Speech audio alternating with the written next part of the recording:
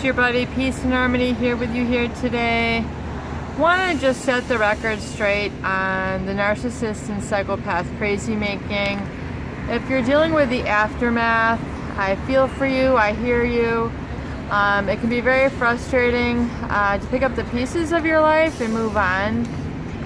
Especially if you've been involved with this person. As I always say, you know, the longer you've been involved with them, the more difficult it is to get things sorted out and figure out what you want and to deal with the aftermath of the past and still feel confident and competent enough to move on. Now, just a little bit about the crazy making. I touched on this in an earlier video, but one of the things you have to realize is a key trait of them is that of projection, where they project onto you and accuse you of the very things of which they are guilty of. So whether it's cheating, you know, whether it is, you know, paranoia, they're going to project these things onto you, and they're going to assign basically what feels like an altered sense of reality.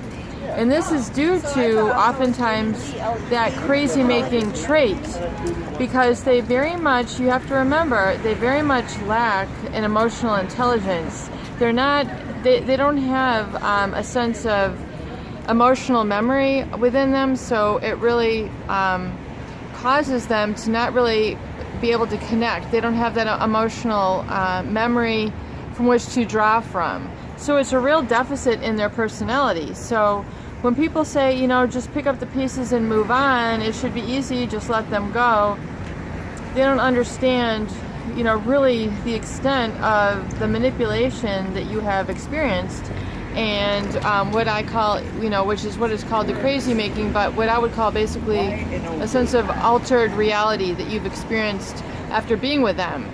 So what I want you to concentrate on is realize very much that it was not your fault. You know what reality is. You're connected to your own values. You're connected to your heart. You have to reconnect there because they've caused you to be disconnected from that. And it's very much because of that crazy making, it creates that altered reality where it's almost inverted, where things are turned upside down. So if you're feeling that way, a lot of victims have been there. You can pull through successfully. It just takes a little bit of time. It takes a little bit of work. And definitely working on a day-to-day basis. Things like your recovery journal that we've discussed.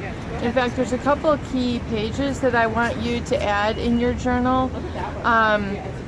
One, on the top of the page, we've discussed a couple key things. In terms of what do I want to do, what do I want to have, what do I want to become, and what have I been procrastinating. So all of these, I want you to definitely leave like 10 pages in between each other because you're going to be referring to these and updating these on a daily basis. However, a new page in your recovery journal, I want you to also list my challenges. And this will help you get it out on the page and kind of get it sorted out. It's very helpful to get these things sorted out because your challenges might be, you know, I don't feel comfortable in social situations anymore. I feel embarrassed. I feel humiliated. I am having legal troubles now that I'm, you know, divorcing my ex-narcissist. Or my challenge might be that the narcissist or the psychopath was a parental figure. Oh my God, you've got this, you know, chronically embedded in very, very deeply. And it's going to take a lot of work, and this is a real challenge for you. I have a challenge being alone.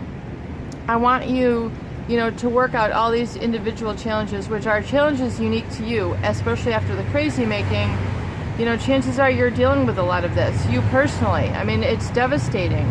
And you wonder why, you know, everyone else is just dealing with everyday normal issues. You know, it can become really quite frustrating and, you know, give you a sense that you want to give up. And I'm here to tell you, you absolutely do not need to give up. You need to work your recovery and work getting sorted out and separated from the crazy making of this narcissist, because they're the ones who have, you know, a true lack of emotional intelligence, and that is what's basically throwing you haywire. So I'm not really assigning, it's not really that it's not really like blaming them. You know, a lot of people say, well, you shouldn't, you know, blame these people, or you shouldn't blame people, you should take responsibility. I think a key in healing comes with really the realization and accepting that they are who they are. It's like not blaming them, it's not giving up responsibility. I think true healing comes when you're able to accept that they are lacking these certain deficits, and they have projected these deficits onto you, which has, you know, been the reason why you feel like crap, why you feel so inadequate, and why you feel so stunted in your growth with this person. And then in turn, as an aftermath, feeling stunted on your own personal growth as a person, as a human. So one of the next stages I want you to list, you know, my challenges, and then I want it to be my solutions. So my solutions might be taking a deep breath. My solutions might be reading great novels. My solutions might be going for a walk. My solutions might be learning to cook. My solutions might be getting a new perfume. I mean, what are some positive things that you can do that are part of the solutions? And it's definitely not being, you know, continuing to be drawn to these types of people, because the devastation tends to compound the more and more you get involved with them. So I really want you to get grounded. Grounded, which means comfortable and confident in yourself, on your own feet, in a sort of calm sort of energy. So I want you to shake that chaotic energy that has, you know, been a toxic influence. Start purging that from your system. Stop, you know, your physiology from going there. Start raising up your mood. Start raising up your, you know, the good food that you're eating. And these are all going to compound and work together to give you definitely a greater sense of a better outlook and some, you know, peace and harmony back in your life that you deserve, and start running on all cylinders again. Peace and harmony here with you here today. Love you. Please share and subscribe for more great tools, videos, and discussions.